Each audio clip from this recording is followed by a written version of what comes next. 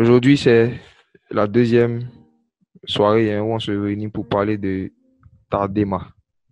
Et on a vu que Tardema, c'est pas un terme compliqué, ça veut simplement dire profond sommeil en hébreu. Et on a vu que la première fois que ce terme a été utilisé, c'était dans Genèse, lorsque le Seigneur voulait faire sortir Ève d'Adam. La Bible dit que le Seigneur l'a plongé dans Tardema. Il a fait tomber sur lui un profond sommeil, Tardema. Et le but, c'était que Adam soit dans un état où il soit assez disposé, où sa chair ne soit pas en activité, pour que le Seigneur puisse faire sortir le meilleur de lui. Et on a fait un lien de ça et une promesse que Jésus-Christ nous a fait, à nous qui sommes ses disciples, lorsqu'il a dit que celui qui croit en moi, des fleuves d'eau vive couleront de son sein. De son sein. Donc, plusieurs passages dans les Écritures nous montrent que depuis le commencement de la création, Dieu, le Créateur, a l'habitude de mettre à l'intérieur de chacune de ses créatures ce dont il a besoin pour son épanouissement. Ça a été le cas même des arbres, par exemple. Si vous lisez Genèse, la Bible dit que Dieu a créé des arbres portant en eux-mêmes leurs semences. Les arbres ont en eux-mêmes ce qu'il faut pour pouvoir toujours fructifier. Et on a vu que Adam aussi, pareil, quand Dieu l'a créé, Dieu a mis en lui-même ce qu'il fallait pour qu'il soit complètement épanoui, c'est-à-dire Ève. Ève était en lui. Ève était en lui. Donc, lorsque Dieu a vu qu'il n'est pas bon que l'homme soit seul, pour répondre à ce problème-là, il n'a pas envoyé un être qui est sorti du ciel. Ève n'est pas sortie du ciel, Ève est sortie d'Adam. Elle est sortie d'Adam. Donc, on a vu avec beaucoup d'exemples comme ça aussi, comment est-ce que le Seigneur, plusieurs fois, il nous met dans un certain état pour pouvoir faire sortir de nous des fleuves d'eau vive, que des fleuves d'eau vive coulent de notre sein, pour pouvoir répondre à certaines soifs qu'on adresse au Seigneur. Le Seigneur est capable de nous mettre dans des circonstances où notre chair est incapable de réagir pour faire sortir de nous des choses qui sont en nous. Et on a lu 1 Corinthiens chapitre 2, verset 12, par exemple, où l'apôtre Paul disait comme ça que Dieu nous a donné son esprit pour que nous puissions connaître les choses que Dieu nous a données. Donc, Dieu nous a donné son esprit pour que nous connaissions les choses que Dieu nous a données. Donc, je disais comme ça qu'il y a des choses qu'on demande à Dieu de nous donner et on n'est jamais exaucé parce que Dieu nous a déjà donné. Et on ne sait pas que ces choses sont en nous. Et l'un des rôles du Saint-Esprit, justement, c'est de nous faire connaître les choses qui sont déjà en nous. Qu'on n'a pas besoin d'attendre que ça vienne du ciel. Des choses que Dieu a mis en nous. Et le Saint-Esprit nous aide à connaître les choses que Dieu nous a déjà données. Donc, je disais qu'il est important d'étudier les Écritures pour savoir quelles sont les choses que Dieu nous a déjà données, pour ne pas prendre le risque de prier pour demander ça à Dieu.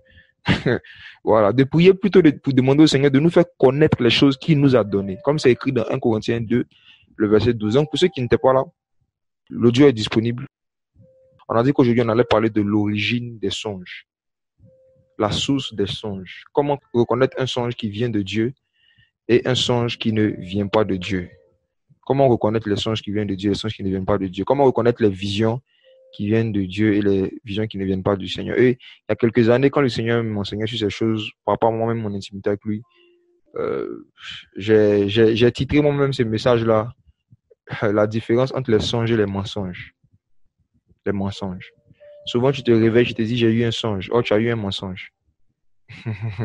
Tu penses que c'est Dieu qui t'a parlé parce que c'est tellement clair. Vous savez, ce n'est pas la clarté d'un songe qui prouve qu'il vient de Dieu. Et on va voir dans nos Bibles comment est-ce que Satan donne des visions claires. Comment est-ce que la chair peut te donner des visions claires. On va voir dans nos Bibles comment est-ce qu'un lieu où tu dors peut te donner des visions claires. J'espère que vous avez vos Bibles devant vous. On va y aller. Ok, l'origine des visions nocturnes, des songes et des mensonges. Commençons par lire le même verset qu'on avait lu la dernière fois, 2 Corinthiens, chapitre 13, le verset 13. 2 Corinthiens, chapitre 13, le verset 13. Je lis. Que la grâce du Seigneur Jésus-Christ, la charité de Dieu et la communication du Saint-Esprit soient avec vous tous. La communication du Saint-Esprit soit avec vous tous. J'avais commencé par dire la dernière fois que cette phrase, que la communication du Saint-Esprit soit avec vous tous, a une très profonde signification surtout quand c'est écrit de la part d'un juif qui est Paul, et avec la connaissance de l'arrière-plan de la loi, où la communication du Saint-Esprit n'était pas avec tout le monde, mais la communication du Saint-Esprit était seulement avec les prophètes. La communication du Saint-Esprit était seulement avec ceux et celles qui étaient appelés les hommes de Dieu. La communication du Saint-Esprit était uniquement avec ceux et celles qui dirigeaient, qui prêchaient toutes ces choses. Et dans la nouvelle alliance, l'une des choses extraordinaires que Jésus-Christ a fait à la croix, c'est qu'il a rendu la communication du Saint-Esprit accessible à tous les hommes. La Bible dit que lorsque il a été crucifié, il a poussé un cri pendant un moment. Le voile du temple s'est déchiré de haut en bas et depuis lors, nous avons nous tous accès au trône de la grâce, tous.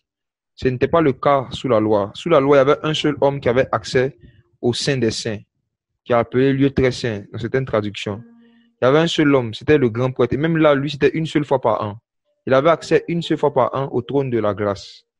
Mais à cause du merveilleux sacrifice du Fils de Dieu, à cause du sang de Jésus, aujourd'hui, nous avons accès, nous tous, au trône de la grâce, 24 heures sur 24. Donc, la communication du Saint-Esprit, la capacité et la faculté de recevoir des messages du Saint-Esprit et de transférer des messages au Saint-Esprit est rendue accessible à nous tous. Nous tous. Maintenant, quand on parle de communication, c'est qu'il y a forcément des moyens de communication. Je disais la dernière fois que nous qui sommes dans cette génération 21e siècle, on peut comprendre ces choses encore plus profondément. Où aujourd'hui, si tu veux transférer un message à quelqu'un, tu as plusieurs moyens que tu peux utiliser. Tu peux envoyer ton message par la poste. Tu peux envoyer ton message par WhatsApp. Tu peux envoyer ton message par un email. Tu peux envoyer ton message par une vidéo. Donc, il y a plusieurs moyens de communication. Et de cette même manière aussi, dans la relation avec Jésus, dans l'intimité avec Jésus, il y a différents moyens de communication. Il y a différents moyens que le Seigneur utilise pour nous transférer des messages, pour nous donner des messages. Le moyen de communication par excellence, c'est la Bible d'abord, les Écritures. Il y a les Saintes Écritures qui est le fondement de tout, mais ce n'est pas le seul moyen de communication. Le Seigneur continue de communiquer des messages par d'autres moyens de communication, notamment les visions et les songes. Et on va lire un passage qu'on avait lu, Job chapitre 33. Le but de ces messages, c'est que la communication du Saint-Esprit soit avec nous tous. Et le but, c'est de se perfectionner dans nos communications avec le Saint-Esprit et de savoir qu'est-ce qui vient du Saint-Esprit, qu'est-ce qui ne vient pas du Saint-Esprit. Job chapitre 33, on va lire à partir du verset 14. Job 33, verset 14. Job chapitre 33, verset 14. Dieu parle en effet une fois et deux fois, mais l'on ne le perçoit pas.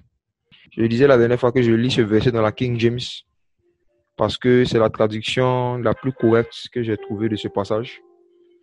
Je vois des traductions de ce verset où on dit Dieu parle en effet une fois, deux fois, mais l'on n'y prend pas garde. Quand j'étudiais dans la King James, j'ai vu qu'ils ont mis là-bas non, ne le perçoit pas.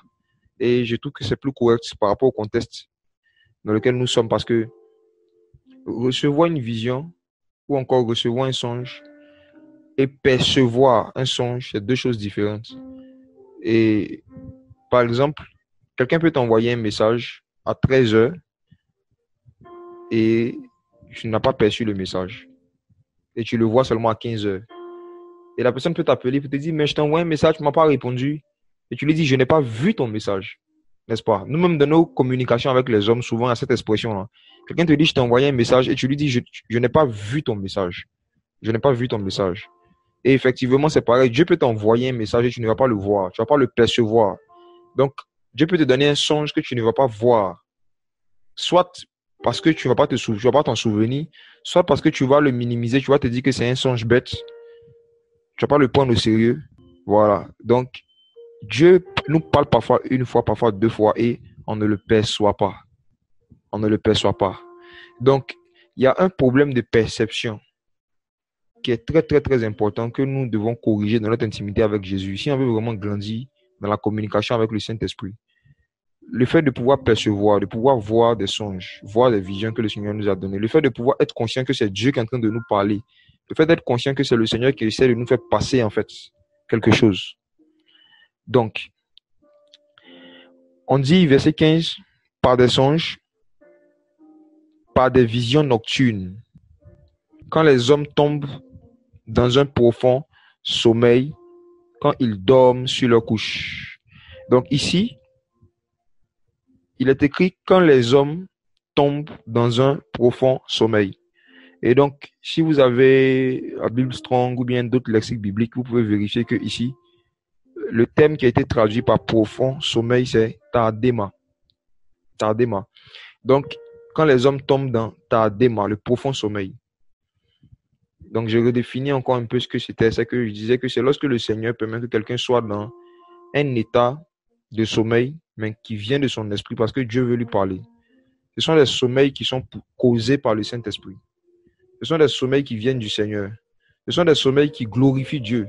Ce sont des sommeils qui rentrent dans le cadre de la volonté du Seigneur pour nous parler soit une fois ou deux fois, soit pour nous donner des visions nocturnes, des songes, ce genre de choses. Et ce ne sont pas des expériences, comme on le sait, qui étaient rattachées à l'ancienne alliance, parce que quand on lit le livre des Actes, on voit que c'était des expériences régulières des premiers disciples, n'est-ce pas? Et le Saint-Esprit n'ayant pas changé, c'est des choses qui continuent. Donc aujourd'hui, on va s'attarder plus sur comment discerner un songe, une vision nocturne qui vient du Seigneur, et comment savoir que ce songe ou cette vision, les éléments qui peuvent nous aider à savoir que ce songe ou cette vision-là, c'est un mensonge, c'est pas un songe. Donc je ne devrais pas prendre ça en compte. Première chose, c'est que certains d'entre vous, vous allez rigoler un peu ce soir. On va voir une première origine des songes en lisant un passage. On va regarder Ésaïe chapitre 29, le verset 8. À partir du verset 7 même. Voici les choses qui peuvent enfanter des songes ou des visions nocturnes. Première chose, Ésaïe 29, verset 7 à 8. Et comme il en est d'un rêve, d'une vision nocturne, ainsi en sera-t-il de la multitude des nations qui combattront Ariel, de tous ceux qui l'attaqueront, elle et sa forteresse qui la serviront de près. Il en sera comme d'un homme qui a faim, rêve qu'il mange. Il en sera comme d'un homme qui a faim, rêve qu'il mange. Mais quand il se réveille, son âme est vide. Ou comme un homme qui a soif, rêve qu'il boit. Mais quand il se réveille, il est épuisé, son âme est altérée. Il en sera de même pour la multitude de toutes les nations qui combattront contre la montagne de Sion. Bien-aimés, première origine dont je veux parler, des songes. Les songes qui naissent des envies insatisfaites. Je répète, des songes peuvent naître d'une envie insatisfaite avec laquelle nous sommes allés dormir. Les visions de la nuit, les visions nocturnes peuvent naître d'une envie insatisfaite. Ici, c'est une prophétie par rapport aux enfants d'Israël, mais en même temps, il y a des éléments là-dedans qui nous aident à voir d'où peuvent venir des songes. Le Seigneur dit qu'il en sera comme d'un homme qui a faim qu'il mange, mais quand il se réveille, son âme est vide. Vous savez, nous sommes en Afrique, en ce qui me concerne, d'autres peut-être ont grandi en Europe, tout ça, et on a souvent entendu dire que quand quelqu'un mange la nuit, c'est que c'est forcément la sorcellerie, n'est-ce pas? On dit qu'ils te voient en train de manger la nuit, c'est la sorcellerie. Ok, mais bien aimé, si vous prenez le temps d'étudier les Écritures, si vous prenez le temps de lire toutes les histoires de vos Bibles, où des personnes ont mangé dans un songe, vous allez voir que ça peut être effectivement l'œuvre de la sorcellerie, comme ça peut être simplement une manifestation de désirs insatisfaits, comme ici dans ce verset. Un homme qui a faim et qui va dormir avec la faim peut faire un songe et avoir des visions où il est en train de manger, ce n'est pas la sorcellerie. Voici des versets qui vont vous aider à discerner l'origine. Je me rappelle, j'ai reçu quelqu'un il y a quelques mois qui me disait vraiment, depuis un moment, je fais un songe où je me vois en train de manger telle chose. C'était une chose spécifique. Il a dit que je fais le songe là régulièrement. Donc, je ne sais pas qu'est-ce que Dieu veut me dire par là. Et quand il m'a dit ça, le Saint-Esprit m'a donné ce verset-là. Et pendant qu'elle était en face de moi, je lui ai dit de me donner quelques secondes. J'ai lu le verset. Et quand j'ai fini de lire, le Seigneur me dit que la chose qu'elle se voit en train de manger, c'est parce qu'elle a envie de manger ça. Ça fait longtemps et elle n'a pas mangé. C'est pour cela qu'elle voit son âme qui est en train de réclamer cela. Elle a beaucoup pensé à la chose. Donc, il a dit, la dernière fois où tu as mangé cette chose dans la réalité, c'était quand? Elle dit, il y a longtemps. Hein. Il dit, tu sais ce que tu as fait? Va au restaurant, achète ça. Elle dit, non, en fait, elle-même, elle voulait manger ça, mais elle n'avait pas tous les moyens, tout ça. Elle dit, ok, je lui ai donné de l'argent. Je dis, tiens, va manger. Tu vas voir que tu n'as plus fait le songe. Et effectivement, elle allait, elle a mangé, elle n'a plus jamais fait le songe. Car il y a des songes qui naissent des désirs insatisfaits. Simplement, comme on voit ici. Mais peut-être que si elle était tombée sur quelqu'un d'autre, elle lui dit ça, tu dois faire 3 jours de jeûne sec. 3 jours de jeûne sec parce que c'est ta grand-mère qui veut t'initier à la sorcellerie. C'est possible. Mais vous savez, il est dangereux d'interpréter des songes par habitude. Il est dangereux de donner une interprétation à une vision ou à un songe poussé par les habitudes plutôt que poussé par l'esprit. Comme je vous ai dit la dernière fois, c'est dangereux de lire les livres ou de regarder des enseignements où on te dit que si tu fais un songe, que tu vois tel symbole, ça veut dire ça. Ou on vous dit si tu vois tel symbole, ça veut dire ça. C'est très dangereux. Parce que dans le monde spirituel, un symbole n'a pas une seule signification. Un seul symbole peut avoir 1000 significations. Même dans nos Bibles que nous lisons. Si quelqu'un nous dit qu'à chaque fois qu'on voit l'eau dans la Bible, l'eau, ça représente la parole, c'est faux. Il y a des versets où l'eau représente Satan, ça représente le diable. À chaque fois, si quelqu'un vous dit, à chaque fois qu'on voit l'eau dans la Bible, l'eau, c'est l'esprit. Je vais lui montrer Apocalypse chapitre 12, où on nous dit qu'il y a un dragon qui poursuivait la femme qui avait l'enfant. Et on dit que lorsque le dragon poursuivait la femme, arrivé un moment, le dragon a craché quoi? Il a craché quoi, le dragon? De l'eau. Il a craché de l'eau. Donc, est-ce que le dragon, il a craché le Saint-Esprit? Donc, l'eau ne signifie pas toujours Saint-Esprit. Il y a un passage même où le Seigneur disait à Israël, lorsque ton ennemi viendra comme un fleuve, l'Esprit du Seigneur lui mettra en déroute. Donc, le fleuve aussi, c'est une manifestation de l'ennemi, parfois, dans certains contextes. Donc, il est dangereux de faire des interprétations des symboles qu'on voit en songe ou en vision par habitude. Il faut toujours demander au Saint-Esprit. Il faut toujours demander au Seigneur. Donc, bien aimé, les songes peuvent naître simplement de désirs insatisfaits. Comme on le voit dans ce passage. C'est la première chose. Une autre chose qui peut provoquer des songes et des visions, ce sont les blessures mal guéries. Les blessures émotionnelles mal guéries peuvent provoquer des songes. Et pour cela, on va aller dans Matthieu chapitre 16. Des songes et des visions peuvent venir de la chair et du sang. Matthieu chapitre 16, à partir du verset 15. Il leur dit, et vous, qui dites-vous que je suis? Simon-Pierre répondit et dit, tu es le Christ, le Fils du Dieu vivant. Jésus lui répondit et dit, tu es béni, Simon, fils de Jonas, car ce ne sont pas la chair et le sang qui t'ont révélé ces choses, mais mon Père qui est dans les cieux. Jésus a dit à Pierre, ce n'est pas la chair et le sang qui t'ont révélé ces choses, mais mon Père qui est dans les cieux. Bien-aimé, la chair et le sang peuvent révéler des choses. Il y a des révélations, il y a des visions, il y a des songes qui viennent de la chair et du sang. Donc voici une autre origine des songes, la chair et le sang. De quoi il s'agit quand on parle de la chair et du sang? On parle simplement de la chair et du sang de l'homme. La chair et le sang. Et comme vous le savez, le sang coule lorsqu'il y a blessure. Le sang coule. Le sang sort de la chair. Normalement, le sang vit dans la chair, il est caché, mais lorsqu'il y a blessure, le sang sort. Voyez? Et le Seigneur a utilisé cette expression-là pour montrer à quel point est-ce que la chair et le sang, ces deux choses, peuvent révéler des choses. Donc, l'une des grandes ruses que l'ennemi utilise pour détruire des relations humaines, que ce soit des relations entre mari et femme, que ce soit des relations entre frères et sœurs en Christ, ce sont des songes et des révélations qui viennent de la chair et du sang. Et il y en a plusieurs catégories. La première dont je vais parler, c'est vraiment les songes et les visions qui viennent des frustrations et des blessures mal guéries. Exemple. Je prends un exemple concret, pratique, que j'ai l'habitude de voir dans les milieux chrétiens.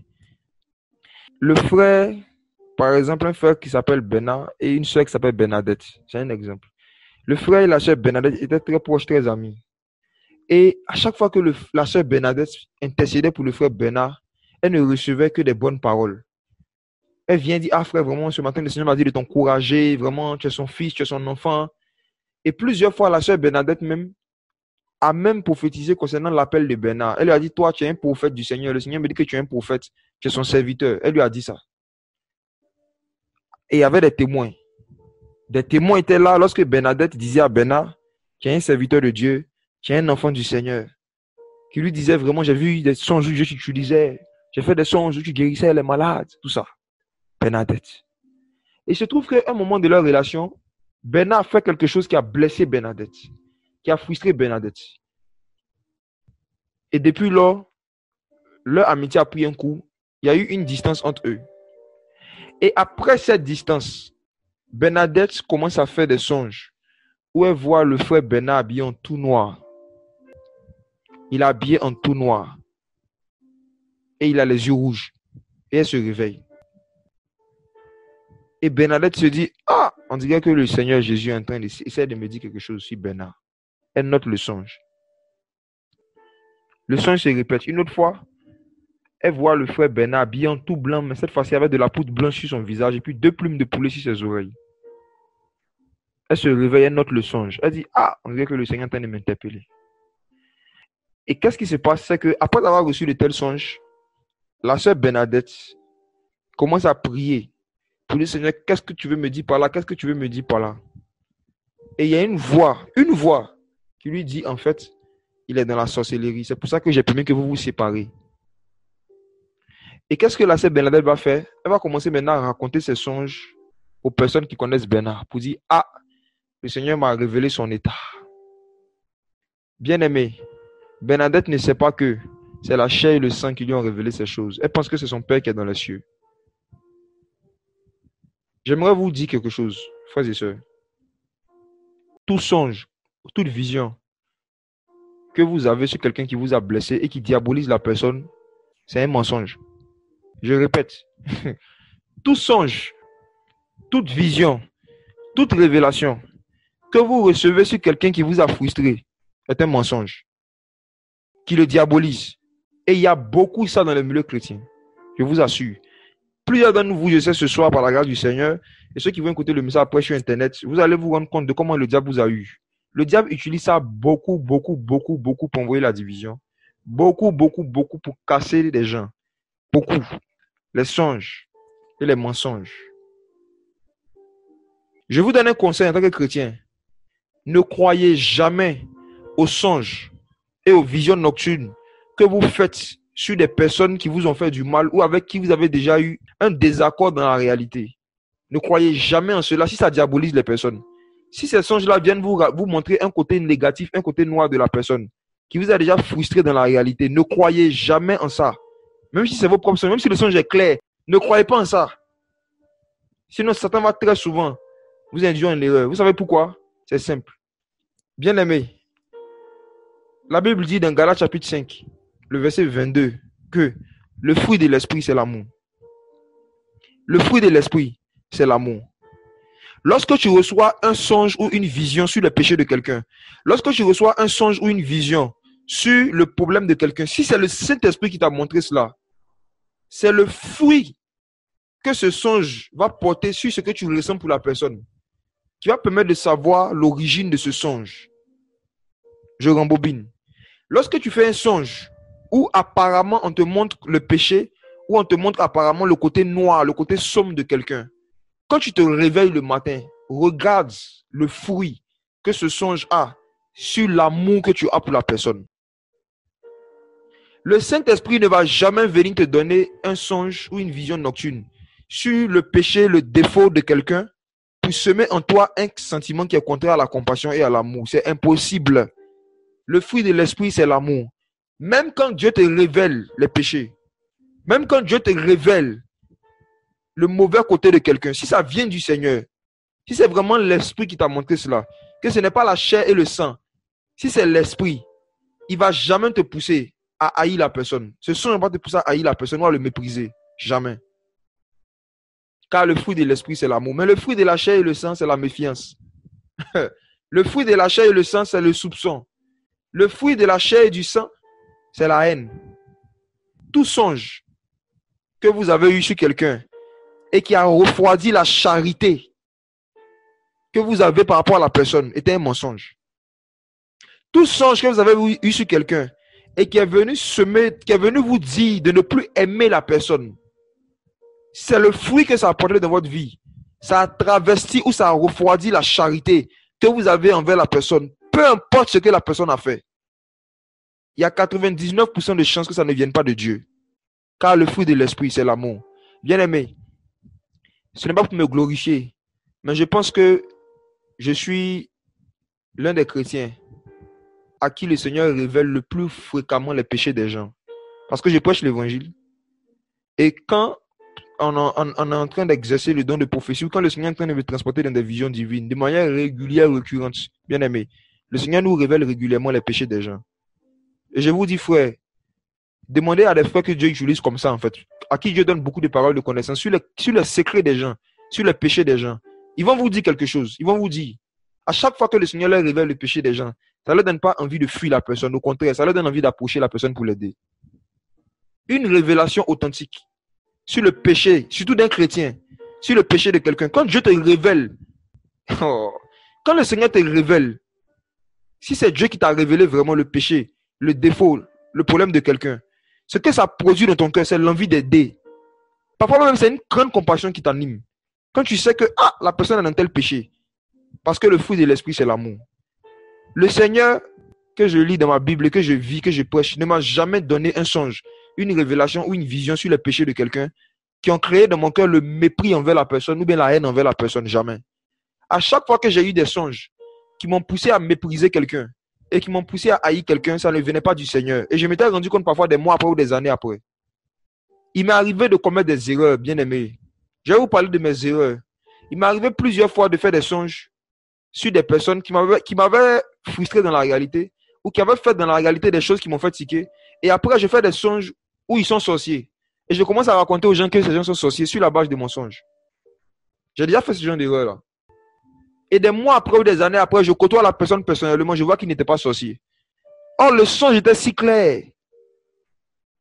Et c'est justement parce que j'ai commis ce genre d'erreur régulièrement que je me suis assis un moment pour interroger le Saint-Esprit. Il m'a dit, Seigneur, mais le songe que j'avais eu, c'était clair, il y avait des détails, c'était un HD en haute définition. Et le Seigneur m'a dit, en fait, souviens-toi, ça le Seigneur m'a dit qu'en fait, à chaque fois que quelqu'un te frustre, à chaque fois que quelqu'un va faire quelque chose dans la réalité devant toi, qui va t'offusquer, si tu ne veilles pas sur ton cœur, tu risques de recevoir des songes et des visions négatives sur cette personne. Et tu vas penser que c'est Dieu qui te parle. Donc, vous qui avez déjà fait ces mêmes erreurs que je faisais il y a des années dans le passé, j'espère qu'à travers ce message, Dieu va vous pousser à vous repentir et à revoir l'origine de certains songes sur lesquels vous vous êtes basé pour vous faire une idée de certaines personnes qui ne vous ont jamais fait du mal dans la réalité. Il y a des personnes, c'est toujours vous qui faites songe pour savoir qui sont les sujets dans la famille. C'est toi qui as fait songe, tu sais qu'il y a telle qui est sorcière. C'est toi qui as fait songe, tu sais qu'il y a tel cousin qui est sorcier. Pose-toi une question. Si ces songes viennent de Dieu, là, quand tu as su qu'ils étaient sorciers, qu'est-ce que tu as fait pour eux? Est-ce que tu as même pris un temps de jeûne et de prière pour eux? Est-ce que ça t'a poussé à vouloir te rapprocher d'eux pour leur apporter l'évangile? Ou bien tu as juste reçu un songe qui sont sorciers, donc le mot d'ordre fuyons les disparaissons. C'est pas Dieu qui t'a parlé. Il y a beaucoup de chances que ce ne soit pas Dieu qui t'a parlé. Beaucoup de chances que ce ne soit pas Dieu. Car vous devez savoir que Satan est capable aussi de révéler les péchés de quelqu'un. Satan peut te révéler l'état spirituel de quelqu'un. Et pour semer un fruit dans ton cœur, la haine.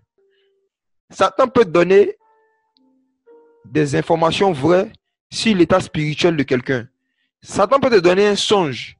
Satan peut te donner des visions qui te révèlent les péchés, qui te révèlent les mauvaises actions de quelqu'un. Maintenant, pour savoir si cette révélation que tu as eue vient de Satan, il ne faut pas te fier à l'exactitude des informations. J'espère que ce soir, frère, je suis en train de dire des choses profondes. J'espère que vous écoutez attentivement. Je dis, lorsque tu fais un songe sur quelqu'un, ne te fie pas seulement à l'exactitude des informations. Il faut regarder le fruit que ces informations ont sur la charité, la compassion que tu as pour la personne. Satan peut te donner des informations vraies. Satan peut te donner des informations exactes sur le péché de quelqu'un à travers un songe. Satan peut te révéler les sorciers de ta famille, des sorciers. Il peut te donner des songes où tu vois des gens qui sont sorciers. Maintenant, pour savoir si le songe que tu as eu, ça vient de Dieu ou ça vient du diable, il faut regarder le fruit que ça produit sur tes sentiments par rapport à la personne. On va voir dans nos Bibles des passages où Satan a montré des visions à Jésus. Vous allez voir que Satan n'a pas changé. Hein. Je vous dis, je répète, ne vous fiez pas à l'exactitude seulement des informations que vous recevez. Ne vous fiez pas seulement à l'exactitude de vos songes. Regardez aussi le fruit de vos songes, le fruit que ça a sur votre charité, sur votre amour. Allons regarder Satan, un expert dans le domaine des visions et des mensonges. Comment est-ce que Satan montre des visions? Comment Satan donne des visions? Matthieu chapitre 4. J'ai vu comment est-ce que l'ennemi a éteint des églises, a tué l'onction de prophétie dans des ministères. J'ai vu comment est-ce que l'ennemi a réussi à éteindre des réveils dans des endroits, à travers des songes et des mensonges, à travers des visions nocturnes qui venaient de lui et des mensonges, où les gens recevaient des informations précises et correctes dans des songes, sur des frères, sur des sœurs. Mais ces informations-là ne les poussaient ni à intercéder pour eux, ni à essayer d'aller les aider, ça les poussait juste à les fuir. Matthieu 4, allons regarder. Matthieu chapitre 4, à partir du verset 1. On va aller de choc en choc ce soir, bien aimé. Et je veux parler beaucoup plus à ceux qui ont une vie de consécration. Plus vous passez du temps dans la prière, plus vous passez du temps dans le jeûne, plus vous avez des chances de recevoir des songes qui viennent de Satan. Je répète, plus vous passez du temps dans la consécration, ça veut dire qu'il y a déjà la sanctification. Et en plus de la sanctification, il y a la vie de prière et de jeûne régulier. Plus vous êtes des candidats que Satan préfère. Vous êtes des personnes à qui Satan préfère donner des mensonges à travers des songes et des visions. Exemple, Jésus-Christ. Regardons notre Seigneur Jésus. On va étudier un peu en profondeur aujourd'hui Matthieu 4. Bien aimé, Satan a vu Jean-Baptiste. Il a vu Jésus. Il avait le choix entre aller donner certains types de visions à Jean-Baptiste et les donner à Jésus. Il s'est dit, Jésus est mieux. Il dit, je préfère aller vers Jésus. Regardons à partir du verset 1, Matthieu 4. Alors Jésus fut emmené par l'Esprit dans le désert pour être tenté par le diable. Après avoir jeûné 40 jours et 40 nuits, finalement il eut faim. Et le tentateur s'étant approché lui dit, si tu es le Fils de Dieu, ordonne que ces pierres deviennent des pains. Première vérité qu'on va tirer dans le verset 1 de Matthieu chapitre 4. Bien-aimé, lorsque tu dors et que tu commences à avoir des songes, je ne vais pas réexpliquer ces choses, j'en ai parlé la dernière fois. Quand tu dors, je parle de ceux qui ont l'Esprit de Dieu, ceux qui vivent dans la sanctification, ceux qui vivent dans le péché, comme je l'avais dit au début la dernière fois, tout ce que j'ai dit, ça ne vous concerne pas. Ceux qui sont encore en train de jouer avec le monde, avec le péché, laissez tomber ce qu'on est en train de dire. Je parle à ceux et celles qui vivent dans la vie de sanctification, la vie de consécration. Lorsque tu dors, il peut arriver que tu aies un songe. Et on a vu la dernière fois qu'un songe, c'est l'ensemble de tout ce que quelqu'un voit dans son sommeil. Et dans un songe, il y a plusieurs visions. Et les visions, c'est les différentes scènes. Et c'est les visions qui forment le songe. C'est les différentes visions qui forment le songe. Donc un songe, c'est l'ensemble des visions qu'on a quand on dort. Les différentes scènes qu'on voit. Et il peut arriver que tu aies un songe qui vienne de Dieu et que tu aies 4 visions. Et parmi ces 4 visions, il y a 3 qui viennent du Saint-Esprit et il y a une qui vient de Satan dans le même songe. Ce n'est pas parce que le songe est de Dieu que toutes les visions que tu as eues en songe viennent de Dieu. Exemple. Qui a créé le désert? C'est Dieu, n'est-ce pas? C'est Dieu qui a créé le désert, on est d'accord, hein? Qui a poussé Christ dans le désert? C'est Dieu. Donc, l'atmosphère ou l'environnement dans lequel Christ était, non seulement ça a été créé par Dieu, Mais en même temps aussi, c'est Dieu qui l'a introduit là-dedans. Dieu est le créateur du désert. Et en même temps, c'est Dieu qui a poussé son fils dans le désert. Mais dans ce désert-là, Jésus a eu des expériences qui venaient de Dieu et des expériences qui venaient du diable. Dans un désert où Dieu l'a poussé. Ce n'est pas tout ce que Jésus a vécu dans le désert qui venait de l'esprit. Bien vrai que ce soit l'esprit qui l'a poussé dans le désert. Et l'une des choses qu'il a vécues dans le désert, c'est que la Bible nous dit, vous allez voir ça après quand vous allez lire les autres évangiles, que Jésus était avec les anges et les bêtes sauvages. Bien aimé. Il était à la fois avec les anges et les bêtes sauvages. Ça veut dire que il était à la fois entre recevant des messages du ciel, en entendant la voix des êtres célestes, mais en même temps aussi il pouvait entendre la voix des êtres démoniaques. Il était avec les anges et les bêtes sauvages, dans un désert où il a été poussé par l'esprit. Jésus-Christ ne prenait pas toutes les créatures qu'il y avait dans le désert pour des messagers de Dieu. Non. Ce n'est pas parce que l'esprit va pousser dans le désert que tout ce que je vois dans le désert vient de Dieu. Non. Je suis dans le désert, mais je sais que dans ce désert-là, il y a des anges, mais il y a aussi des bêtes sauvages. Et arrivé un moment, le responsable, le chef des bêtes sauvages, Satan, décide lui-même de venir prendre les commandes. Et regardez ce qu'il fait. Il est venu après les 40 jours de jeûne de Jésus. Et, bien aimé, Satan sait que quelqu'un qui a jeûné longtemps, la première voix qu'il va entendre après son jeûne, il risque de prendre ça pour la voix du Père. Je ne sais pas si vous m'entendez ce soir. Satan sait que venir s'adresser à quelqu'un qui a jeûné 40 jours après son 40e jour de jeûne, il y a beaucoup de chances que la personne ne discerne pas. Il y a beaucoup de chances que la personne ne discerne pas. Que ce qu'il est en train d'entendre, cette voix qu'il entend, ce n'est pas la voix du Père. Beaucoup de chrétiens pensent que quand ils jeûnent beaucoup, tous les songes qu'ils font dans la période de leur jeûne viennent de Dieu. C'est pour ça que je dis que plus vous allez vous adonner au jeûne et à la prière, et plus l'ennemi va venir vous donner des songes et des visions nocturnes dans vos moments de jeûne, dans vos moments de prière. De cela, c'est que vous vous dites que, vu que j'ai jeûné, tout ce que je reçois vient de Dieu. Effectivement, quand tu pries et que tu jeûnes beaucoup, tu peux recevoir beaucoup de choses qui viennent de Dieu. Il faut en être conscient. Mais tu peux recevoir aussi beaucoup de choses qui viennent de Satan. Il faut en être conscient. Et Jésus, notre modèle, après avoir jeûné 40 jours, la première voix qu'il a entendue, ce n'était pas la voix du Père de la vérité. C'était la voix du Père du mensonge, le diable. Et regardez la phrase qu'il a dit. Si tu es le Fils de Dieu. Regardez comment est-ce qu'il commence son speech. Si tu es le Fils de Dieu. Si tu es le Fils de Dieu. Pourquoi il a commencé comme ça? Parce que quelque temps avant, Jésus était sorti de l'eau. Et il y a une voix qui a dit du ciel, celui-ci est le Fils de Dieu. La voix du Père, la voix de la vérité, la voix authentique avait dit, celui-ci est le Fils de Dieu, en qui j'ai mis toute mon affection. Donc Satan récupère la même phrase et il commence de la même manière, mais en mettant le si. Satan voulait pousser Jésus à douter des révélations qu'il avait eues avant de rentrer en jeûne. On lui avait dit que tu es le Fils de Dieu. Maintenant, Satan vient lui donner des visions pour dire, est-ce que tu es le Fils de Dieu? Si tu es le Fils de Dieu, si la voix que tu as entendue du ciel est vraie, il faut commencer à faire des choses qui ne sont pas vraies. Tu as vu, tu as jeûné 40 jours, tu as la puissance. Tu es revêtu de la puissance de l'esprit. Tu as faim. Qu'est-ce que tu dois faire? Transforme les pieds en pain. Je ne vais pas m'attarder sur le transforme les pieds en pain. Je veux juste parler de comment est-ce que l'ennemi peut se déguiser en ange de lumière. Comment est-ce que Satan peut se faire passer d'un songe, d'une vision, peut faire tout pour te faire croire que ton songe ou ta vision vient de Dieu.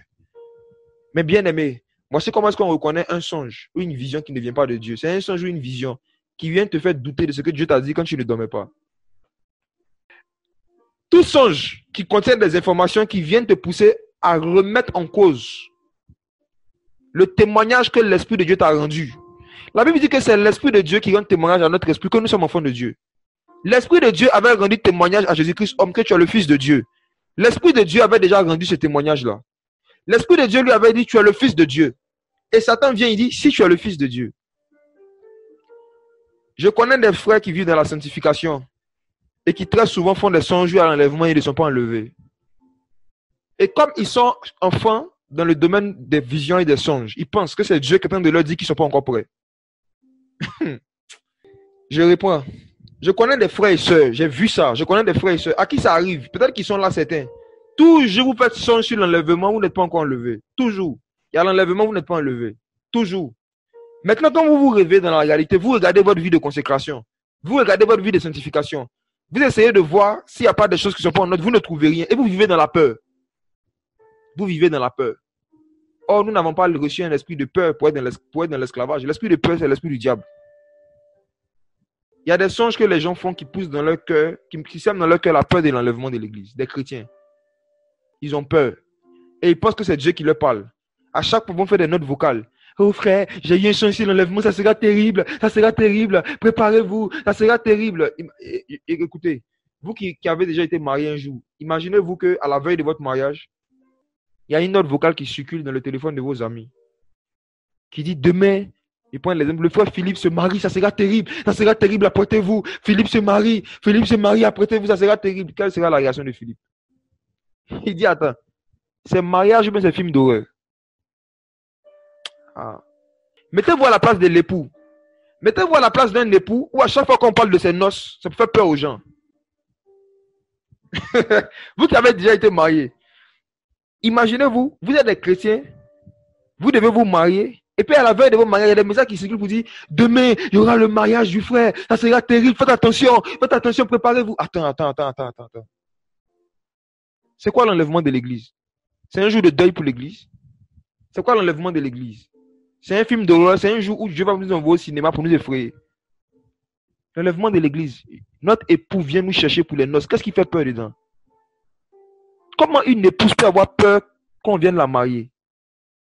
Quelle est cette épouse qui a peur que son époux vienne la chercher? Elle se reproche quoi? Quelle est cette épouse qui est effrayée par le message de la venue de l'époux? Et ça fait des vidéos. Les audios, partagez massivement, partagez.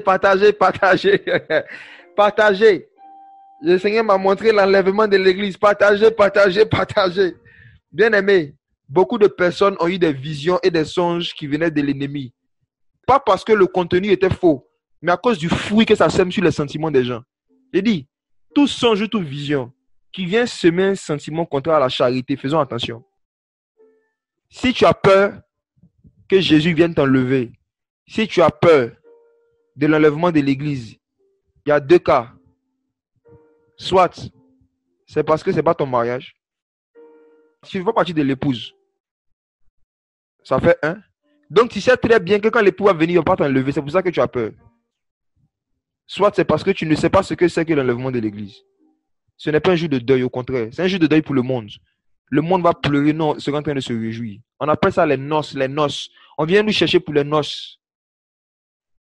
Une femme qui a peur de marier son époux, si son époux c'est ça, je pense qu'il ne va même pas accepter de venir la prendre. Si vous avez peur d'aller au ciel, devenez musulman. Si vous avez peur d'aller au ciel, devenez témoin de Jéhovah. Eux, ils disent que le paradis est sur terre. Il faut que vous compreniez très bien que l'enlèvement de l'église, si vraiment vous avez bien reçu l'évangile et que vous avez bien compris l'évangile, l'enlèvement de l'église est le jour le plus heureux de toute notre existence, je vous assure. Ceux qui sont véritablement en Christ, c'est un jour auquel nous devons soupirer. Jean dit qu'il a vu dans l'Apocalypse l'épouse qui dit viens. Il a vu l'esprit qui dit viens. L'épouse dit viens. L'épouse dit pas attends. L'épouse dit pas va. L'épouse dit pas wow, ça va chauffer. Non. L'épouse dit viens. Viens Seigneur Jésus, viens. Donc mon frère, c'est toi qui écoute ce message. Si tu ne fais pas partie de ces chrétiens-là qui soupirent après l'enlèvement de l'église, si tu ne fais pas partie de ces personnes-là qui disent à Jésus viens nous enlever, il y a deux cas. Soit tu n'es pas en Christ, soit il y a quelque chose dans ta vie qui ne glorifie pas le Seigneur. Il faut identifier ça vite. Mais vous qui craignez Dieu, vous qui obéissez à la voix de sa parole, ne croyez jamais aux songes qui à chaque fois viennent vous dire tu vas rester, puis tu ne sais même pas ce que tu as fait. Dans le début de ma foi, il y a une sœur que je côtoyais, elle avait régulièrement ces songes. Je vous dis, la sœur craignait Dieu. Je suis témoin de sa vie de sanctification, de sa crainte du Seigneur. Je lui ai dit, ma sœur, le Saint-Esprit, ce n'est pas un Dieu qui est méchant. S'il y a quelque chose dans ta vie de spécifique qui le gêne, qui veut que tu te débarrasses, il va te dire d'une manière ou d'une autre. soit par la parole, soit par une prophétie, mais il va te dire. Il ne va pas à chaque fois venir te faire culpabiliser pour rien. À chaque fois, venir te dire, tu as vu, tu n'es pas encore prête, hein? Tu n'es pas encore prête. Mais qu'est-ce que j'ai fait? Je ne suis pas prête. Qu'est-ce que j'ai fait? Il ne te dit pas. Il te dit, ah, tu n'es pas prête, débrouille-toi. C'est quoi ça? Dieu ne parle pas comme ça.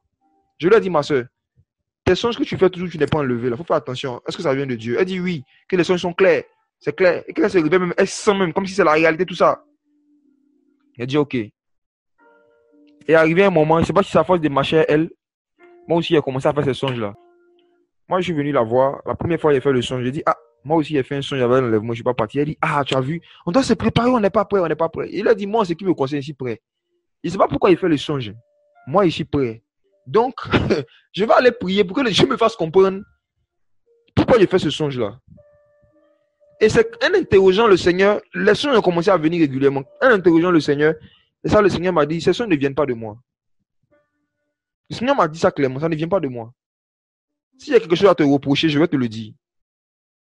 J'ai dit, merci Seigneur. Dorénavant, je me suis promis que si moi, Jacques, le Saint-Esprit ne m'a pas convaincu de pécher sur une chose pour laquelle je ne me suis pas repenti, et que je fais un songe ou un enlèvement, je ne suis pas enlevé. Quand je vais me réveiller le matin, je vais prononcer la même phrase que Daniel a prononcée. Lorsqu'il voulait interpréter le songe du roi, il dit que ce songe soit pour tes ennemis et son interprétation pour tes adversaires. Est-ce que vous connaissez ce verset? Attendez, je vais vous donner le passage, les frères. Dorénavant, si vous faites des songes qui ne correspondent pas au témoignage que l'Esprit de Dieu vous rend de vous, de ce que vous êtes de votre vie, citez ce verset-là à Satan. Ne vous laissez plus culpabiliser pour rien, sans raison valable. Que ce songe soit pour vos adversaires, son interprétation pour vos ennemis. On va lire ça dans Daniel 4, verset 19. C'est l'Esprit de Dieu qui rend témoignage à notre esprit de notre état spirituel. C'est lui qui nous convainc de pécher. Daniel 4, verset 19. Alors Daniel, nommé Belshazzar, demeura stupéfait environ 1 heure, et ses pensées le troublaient. Le roi reprit et dit, Belshazzar, que le songe et son interprétation ne te trouvent pas. Et Daniel répondit, mon Seigneur, que le songe soit pour ceux qui te haïssent et son interprétation pour tes ennemis. Alléluia. Voilà, c'est un passage que le Seigneur m'a donné. La fois où j'avais fait encore ce songe, c'était en 2012. La dernière fois où j'ai fait ce songe, j'ai enlevé, moi je ne suis pas dedans. Je me suis réveillé le matin, j'ai cité cette phrase. J'ai dit que ce songe soit pour mes ennemis, son interprétation pour mes adversaires. Je n'ai plus fait le songe jusqu'à aujourd'hui. Je n'ai pas fait le songe jusqu'à aujourd'hui, frère. À chaque fois qu'il y a quelque chose dans ma vie sur lequel le Seigneur veut que je change et que je connais, je ne sais pas qui est mauvais par rapport à la parole, Dieu va passer d'une manière ou d'une autre par une prédication, par un frère, par quelqu'un pour m'interpeller. Et bien aimé, des songes peuvent venir de la chair et du sang. Et tu es propice à recevoir ces choses quand tu es dans une période où tu te dis que tu jeûnes beaucoup, tu pries beaucoup. Fais attention. Il faut toujours confronter les songes avec non seulement les Écritures, et deuxièmement ton état spirituel actuel. Toujours. Il faut toujours regarder les informations, regarder le fruit que ça produit sur toi. Est-ce que c'est la peur? Dieu ne vient pas t'effrayer juste pour t'effrayer. Il ne vient pas te culpabiliser juste pour te culpabiliser. Non. S'il a quelque chose qui veut que tu changes, il te le dira, tu vas te repentir, tu vas te sanctifier, tu vas avancer. Retournons dans Matthieu 4. On va voir les visions que Satan a montrées à Jésus. Satan fait tout pour te donner toujours une mauvaise vision de la manière dont Dieu te voit. Satan veut faire tout pour que les chrétiens doutent du témoignage que Dieu leur rend. Tu peux, avant d'aller dormir, Dieu te dit, mon fils, je t'aime. Je t'ai sanctifié, tu es obéissant. Dieu peut te dire ça, il peut te rendre ce témoignage-là, je suis content de toi. Et puis tu vas dormir, et puis dans le songe, tu fais un songe où on te dit, tu n'es pas un bon chrétien, tu es mauvais, tu marches, ton habit est sale. Tu te réveilles, tu ne comprends plus rien. Si tu sais que c'est Dieu qui t'avait parlé, tu dis, Seigneur, s'il y a quelque chose dans ma vie qui est sale, il faut être précis avec moi. C'est quoi? Qu'est-ce que c'est? Je vais me repentir. En attendant, merci pour ton amour. Merci pour ce que tu m'as dit la veille. Si tu es le Fils de Dieu, vouloir te faire douter de l'identité que Dieu t'a donnée. Si tu es le Fils de Dieu. Ensuite, Jésus n'est pas tombé dans le panneau. Qu'est-ce qu'il fait maintenant? Verset 5. Matthieu 4, verset 5. Ah, frère, ce verset-là, les théologiens ont peur de ça. Le verset 5. Alors le diable le transporta. Le diable le transporta dans la sainte ville et le plaça sur le haut du temple. Qui a transporté?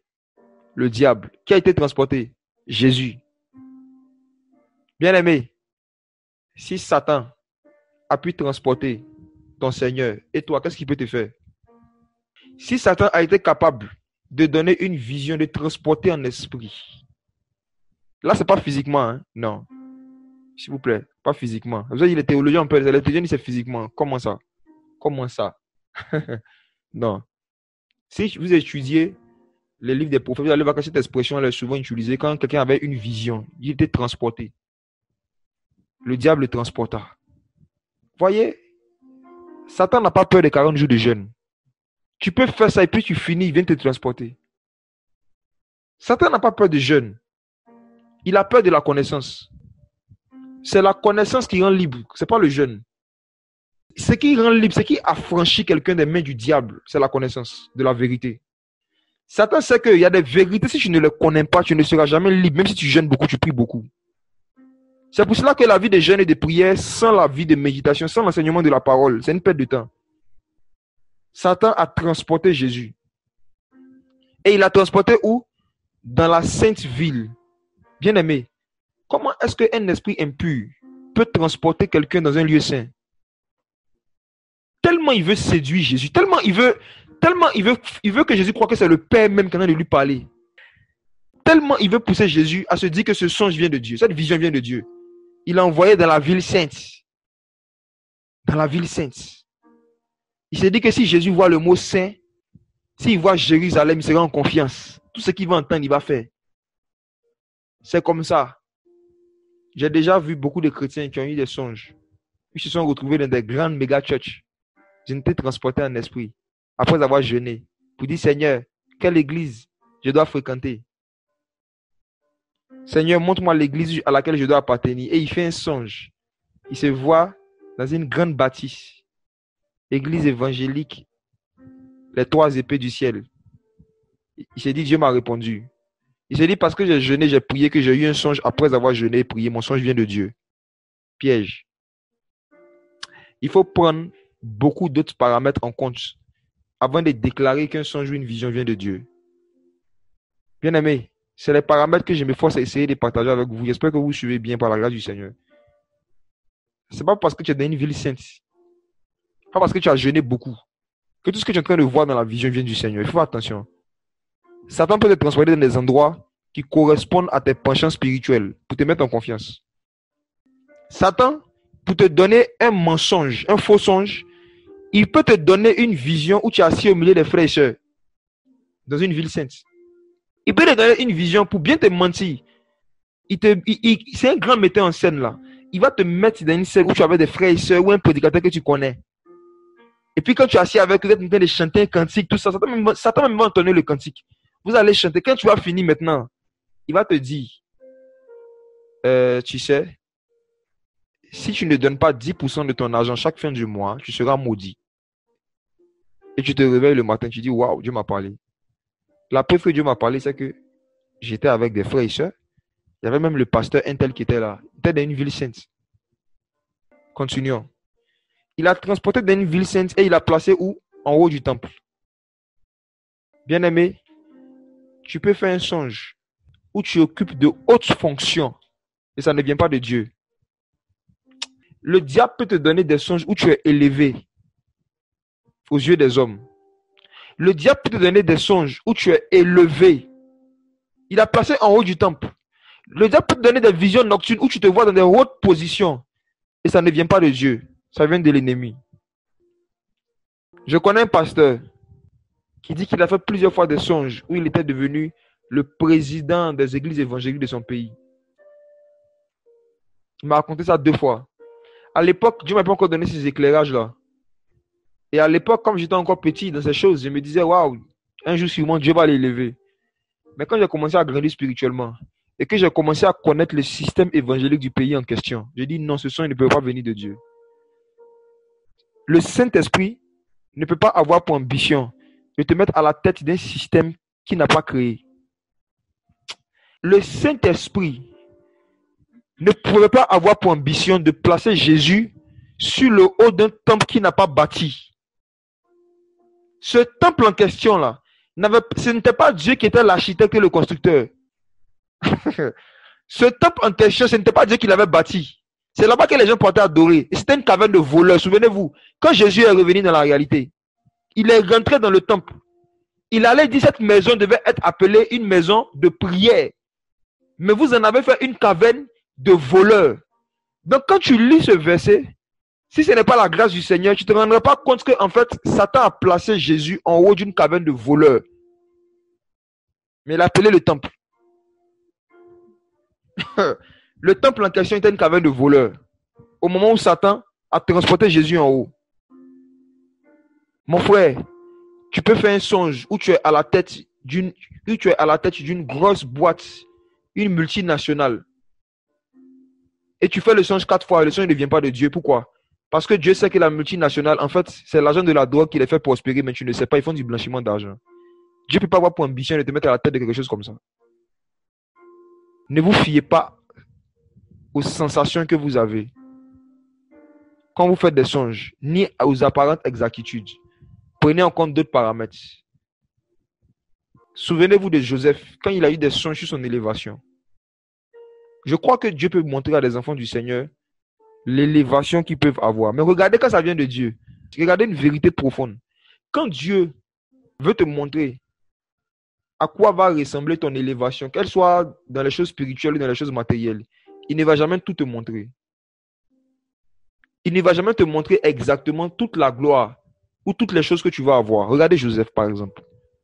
Je méditais encore quelque chose sur l'histoire de Joseph, les songes qu'il a eus sur son élévation. Et il dit que dans un songe qu'il a fait, il dit il a vu la lune, le soleil et les étoiles se prosterner devant qui? Devant lui, n'est-ce pas? Regardez le songe de Joseph. Il a vu la lune, le soleil et les étoiles se prosterner devant lui. Et son père Jacob lui dit, la lune, c'est ta mère. Le soleil, c'est moi. Les étoiles, ce sont tes frères. Les 11 étoiles qu'il a vues. Tu vois? C'est ce que Jacob lui a dit. Mais bien aimé, je vous pose la question. Si la lune, c'est la mère, le soleil, c'est Jacob, les 11 étoiles, ce sont ses frères. Mais et Joseph lui-même, il avait quel aspect dans le songe? Est-ce que Joseph s'est vu lui-même à quoi il ressemblait? Relisez Genèse, vous allez voir qu'ils n'ont pas décrit l'aspect de Joseph. Joseph a vu l'aspect des autres, mais pas le sien. Il a vu la lune, il a vu le soleil, il a vu les étoiles, mais il ne s'est pas vu lui-même. Il a juste vu ces choses se prosterner devant lui. Mais où Dieu voulait lui montrer son état à lui-même. Regardez comment Dieu cache les choses. Il dit qu'il y avait plusieurs gerbes. Il avait eu un autre songe où il y avait plusieurs gerbes qui étaient là. Et lui, sa gerbe s'est levée et les autres gerbes sont venus se prosterner devant lui. En d'autres termes, même dans ce songe-là, Dieu lui a montré qu'il est comme les autres. Il a une gerbe, les autres aussi sont les gerbes. Et c'était ses frères. Les gerbes de ses frères sont venus se prosterner devant lui. Mais dans le songe où il y avait la lune, les étoiles, Dieu n'a pas montré à Joseph à quoi lui va ressembler. Ça montre que, pour ne pas nous faire tomber dans l'orgueil, et Joseph même malgré ça, il était déjà dans l'orgueil, hein, pour ne pas nous faire tomber dans l'orgueil, Dieu ne va jamais nous montrer totalement tout ce qu'il veut faire avec nous. Au fur et à mesure que tu vas grandir dans l'humilité, il va te montrer un peu de la gloire qui te réserve, un peu, au fur et à mesure que tu grandis dans l'humilité.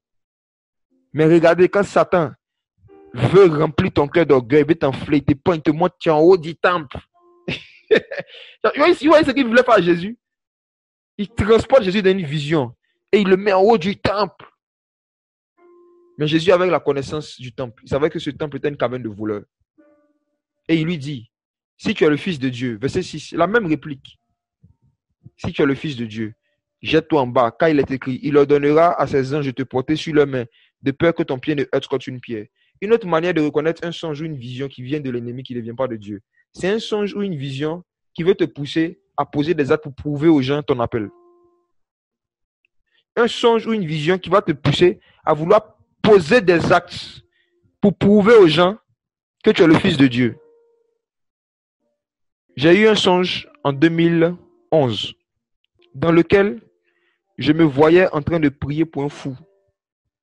Et dans le songe, avec une grande compassion.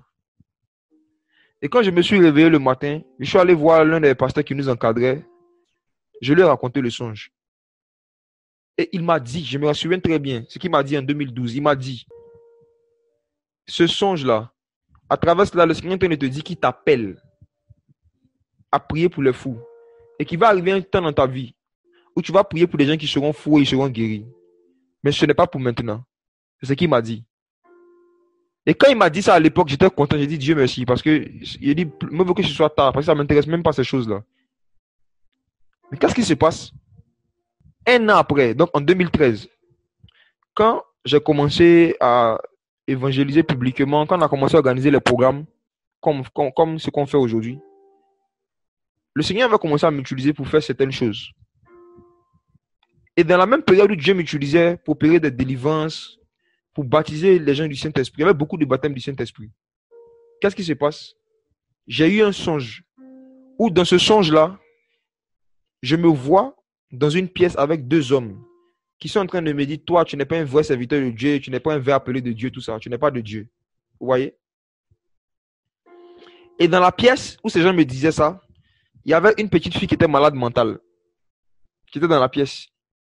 Et je leur ai dit, ils m'ont dit plutôt, voilà, voici une fille qui est malade mentale. Si tu es de Dieu, il faut prier pour elle. Si elle guérit tout de suite, non, on va croire en Dieu. Et dans le songe, j'ai dit, ok, il n'y a pas de souci. Et dans le songe, ce que j'ai fait, effectivement, je me suis approché. À peine même, j'ai prié pour la fille. J'étais en train de la fixer. Et puis, la puissance du Seigneur est tombée sur elle. Elle était guérie. Et dans le songe, regardez comment le songe est beau, hein, les frères. Les deux gars qui discutaient avec moi se sont prosternés. Ils ont dit, waouh, tu es un véritable serviteur de Dieu. Tu es un véritable serviteur de Dieu. Puis, je me suis réveillé. Et quand je me suis réveillé, le sentiment qui m'animait, c'était, tu vois tous les fous qui sont dans ta commune, là. Tu dois aller prier pour eux. Comme ça, les gens vont savoir que Dieu t'a appelé. Si tu es le Fils de Dieu. Bien-aimé, Dieu m'a gardé. Ah, c'est un piège dans lequel le diable voulait me faire tomber. Mais le songe était tellement clair. J'étais sûr que le songe venait du Seigneur. Il y a une seule chose qui me manquait pour aller faire ça, c'était le courage. C'est pas parce que je savais que c'était le diable qui m'avait attaqué que je ne suis pas allé le faire. Je voyais des fous dans la rue. Il y en avait plein dans la commune où j'habitais. À chaque fois, le songe me revenait. Il dit, tu as vu, si tu pries pour lui comme ça, les gens vont se convertir dans la rue. Va, touche-les, prie pour eux. Rappelle-toi de ton songe, touche-les, prie pour eux. Ce qui m'a freiné à faire ça, c'était le courage. C'est le courage qui m'a manqué. Vous savez, souvent, quand tu n'es pas trop courageux, souvent, ça t'évite de faire certaines bêtises. Il y a un proverbe en Afrique qui dit que les courageux n'ont pas longue vie. Parce que ceux qui sont périlleux prennent beaucoup de précautions souvent et ils durent longtemps. C'est des années après, quand le Seigneur est en train de m'éclairer sur ces choses-là, des années après, c'est là que je me suis rendu compte que la même expérience que Jésus a vécue ici, c'est la même expérience que Satan est en train de me faire vivre en me disant de poser des actes pour prouver aux gens que je suis le Fils de Dieu. Poser des actes pour prouver aux gens que Dieu t'a appelé. Et je vous dis que c'est un piège que le diable va nous tendre régulièrement. Le diable va nous tendre régulièrement. Veillez là-dessus. Tout songe qui vient vous pousser à faire des choses dans l'intention pas de glorifier Dieu, pas dans l'intention de pouvoir simplement aider les gens, mais dans l'intention de prouver que tu es le Fils de Dieu. Ça ne vient pas du Seigneur. Attention. C'est un mensonge. Et maintenant, on termine. Regardez le verset 8. Le diable au verset 5 avait transporté Jésus en haut du temple. Ça n'a pas pris. Regardez ce qu'il a fait au verset 8. Le diable le transporta encore sur une montagne très élevée. Ah, l'ennemi. Et lui montre tous les royaumes du monde et leur gloire.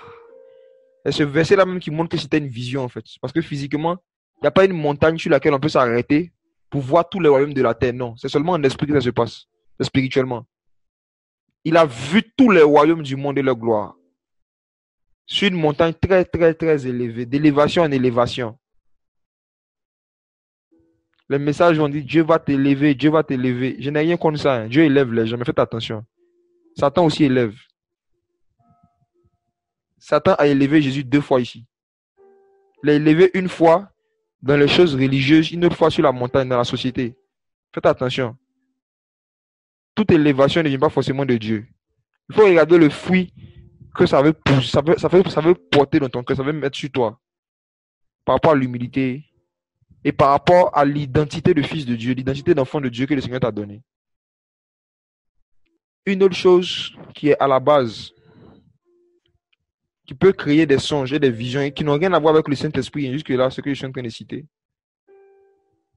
On va aller maintenant dans Ecclésiaste, chapitre 5. On va lire le verset 2.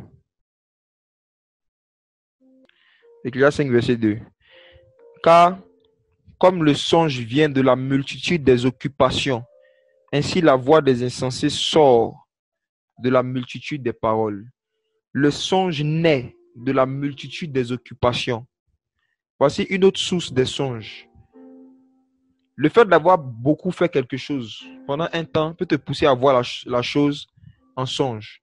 Les choses qui occupent le plus tes pensées peuvent produire des songes. Voici pourquoi il est très dangereux, toi en tant que chrétien, que tu crois en des songes que tu reçois sur quelqu'un après avoir entendu des informations sur la personne. C'est très dangereux. C'est l'une des choses aussi que l'ennemi prend pour séduire les gens, pour répandre le venin, répandre les diffamations. Je prends un exemple. C'est pour ça que je suis avec le frère Philippe. Il vient, il me dit, ah frère, hey, on a surpris la sœur Bernadette dans l'impudicité. Hein. Ouh, c'est une impudique. Impudique, elle est dans l'impudicité. C'est pour ça qu'il vient, il me dit ça. Il me dit, ah bon? J'ai dit oui. Et puis on parle de ça. Et ça commence à occuper mes pensées. J'ai dit, la sœur aussi, hein, comment elle peut faire ça? La sœur aussi, est-ce que c'est vrai? Comment elle peut faire? J'ai dit, non, est-ce que c'est vraiment vrai? Et le lendemain, un autre frère, le frère Willy, vient me voir aussi. Il dit, frère, tu as appris par rapport à la sœur Bernadette là? Ça fait deuxième personne qui m'en parle. Une troisième personne, j'entends. Ils sont en train de parler de ça. Pendant 1 heure, 2 heures, on parle de la sœur Bernadette. Et après que j'ai entendu parler de la sœur Bernadette en mal, pendant 2 heures, 3 heures, Philippe va se coucher et il fait un songe où il voit la sœur Bernadette en tenue légère, en train de danser dans une boîte de nuit. Et il se réveille et il revient voir maintenant les frères. Il dit, ah, les frères, vous avez raison, Dieu m'a confirmé ce que vous m'avez dit. Piège. Tu as entendu parler de quelque chose. Tu as entendu parler de quelque chose que quelqu'un aurait fait. Tu commences à faire des songes là-dessus. La chair et le sang t'ont révélé ces choses. L'une des particularités de la révélation, c'est que la révélation ne s'appuie pas, ne vient pas d'une information qu'on a déjà entendue. Supposons que toi, tu dis à quelqu'un, je suis né en 1960, tu lui dis ça un vendredi. Un dimanche, vous partez d'un moment de prière. Il te voit et puis il te dit, toi, ainsi parle le Seigneur, tu es né en 1960, quelle serait ta réaction? Tu vas dire, non, ça c'est une fausse prophétie. Pourquoi? Parce qu'il avait déjà entendu cette information. Il a reçu l'information. Donc, il ne peut pas venir dire que c'est Dieu qui lui a dit. Et bien aimé, l'ennemi de nos âmes, l'ennemi de l'église principale, Satan, il a beaucoup de surnoms dans la Bible. Beaucoup de surnoms. Et les prophètes et les gens qui ont marché avec le Seigneur lui donnaient des surnoms en fonction des actions qu'il posait.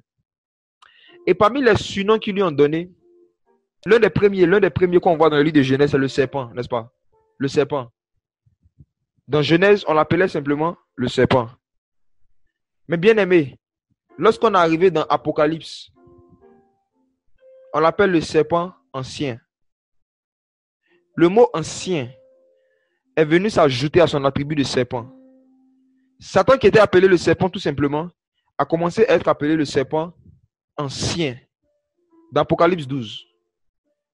Et vous n'allez pas retrouver cette expression-là dans le livre de Genèse. C'est dans Apocalypse 12. C'est dans Apocalypse. C'est à la fin de la Bible qu'on appelait le serpent ancien. Le serpent ancien. Donc, de Genèse jusqu'à Apocalypse, il a acquis de l'expérience. Et il est devenu un ancien. Lui qui était à la base un simple serpent, 65 livres plus tard, il est devenu un serpent ancien. Et il est devenu ancien et très rusé et très expérimenté dans quel domaine? Allons lire Apocalypse 12, on va voir. Le serpent ancien. Moi, je ne suis pas trop effrayé quand on dit non, lui c'est un ancien. Il est ancien dans quel domaine? Satan c'est un ancien aussi. Apocalypse chapitre 12. Je vais lire à partir du verset 7. Apocalypse 12, verset 7. Il y eut une guerre dans le ciel. Michel et ses anges combattirent contre le dragon. et le dragon et ses anges combattirent. Mais ils ne furent pas les plus forts et leur place ne fut pas trouvée dans le ciel. Il fut précipité, le grand dragon, le serpent ancien, appelé le diable et Satan. Celui qui égare toute la terre, il fut précipité sur la terre et ses anges furent précipités avec lui. Et j'ai entendu une voix, regardez ce que la voix dit, dans le ciel qui disait, maintenant le salut est arrivé. Maintenant le salut est arrivé. Maintenant le salut, c'est-à-dire la délivrance, la liberté, la présence de Jésus, le salut est arrivé.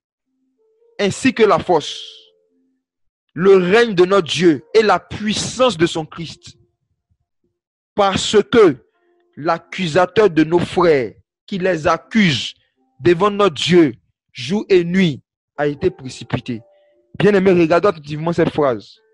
Regardons ce qui est arrivé. Le salut est arrivé.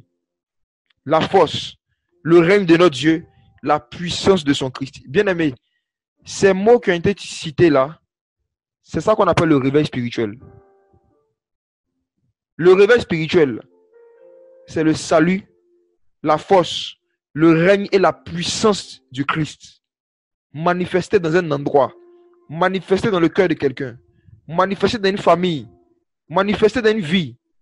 Le salut, la force, le règne et la puissance de Christ.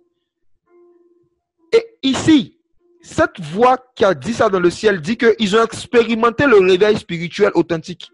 Ils ont expérimenté le salut, la puissance, le règne, la puissance de Christ parce que, je donnais le motif, parce que l'accusateur, pas l'accusateur des païens, l'accusateur de nos frères, pas l'accusateur des gens que nous ne connaissons pas, l'accusateur de nos frères, des gens que nous connaissons, qui les accusent devant notre Dieu, jour et nuit, a été précipité.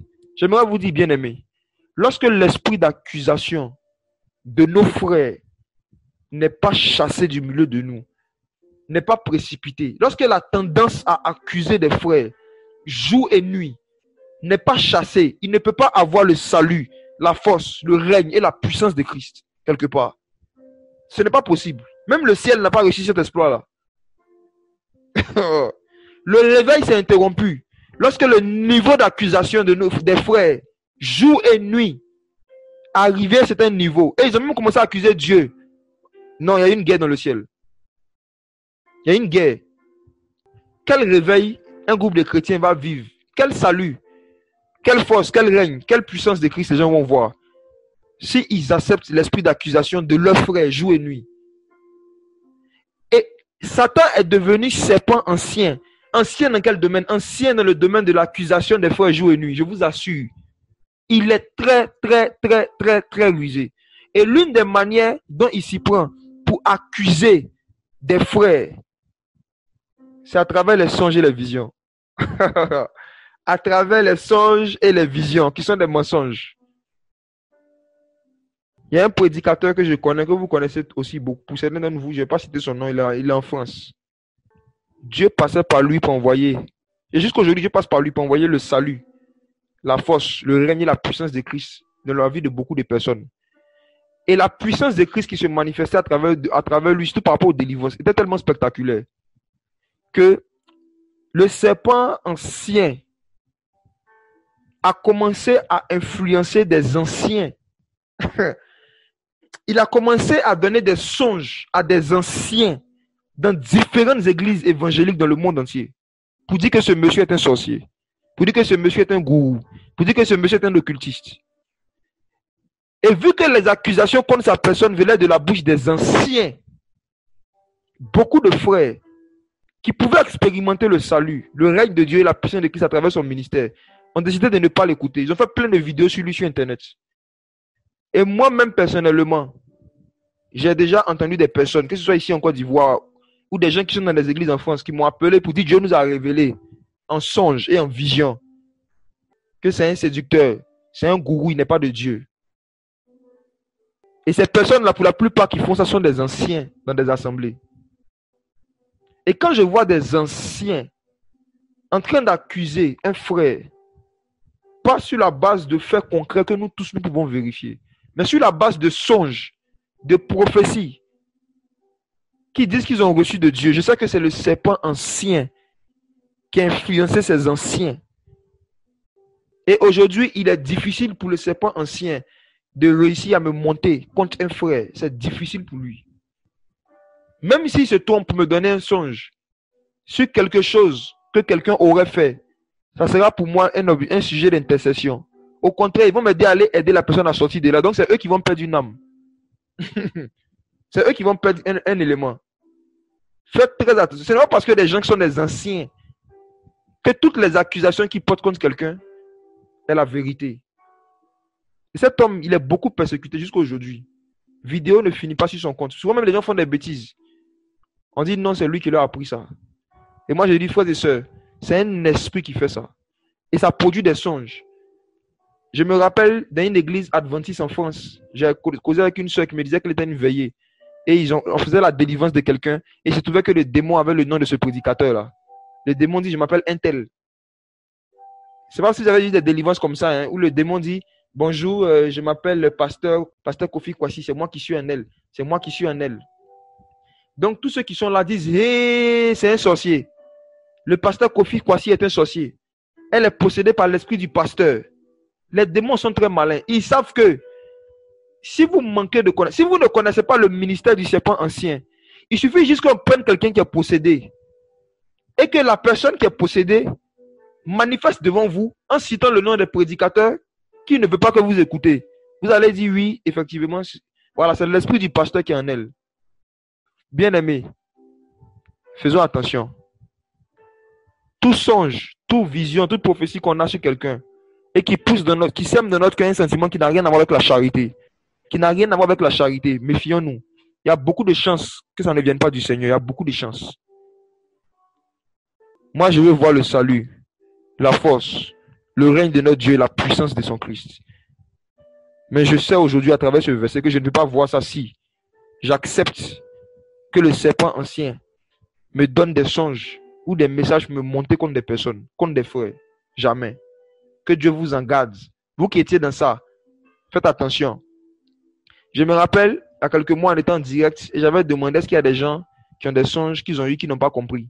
Et une de mes soeurs que j'aime beaucoup, qui a appelé et qui a expliqué, elle a dit que si tu vois un songe ou tu vois un frère en train de faire telle chose plusieurs fois, qu'est-ce que ça veut dire?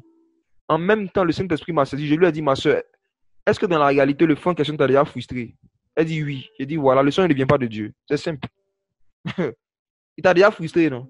À partir du moment où il t'a déjà causé du tort, tous les songes que tu vas avoir qui le diabolisent ne viennent pas de Dieu. Il faut laisser ça comme ça. Cherche à te réconcilier avec lui. Cherche à lui pardonner de tout ton cœur. Je suis allé à Yaoundé la première fois. J'ai été approché par plusieurs personnes qui viennent pour me dire, frère, j'ai fait des songes sur une soeur qui est dans notre assemblée. La soeur, j'ai fait 2-3 songes. Elle mangeait la viande. La première personne qui m'a dit ça, je demande, laissons les songes de côté. Est-ce que dans la réalité, tu as déjà eu des différends avec la personne? Est-ce qu'elle a déjà fait des choses qui t'ont frustré? Quand tu me dis oui, je te dis tes songes là, mets ça à la poubelle pour le moment. Et fais très attention.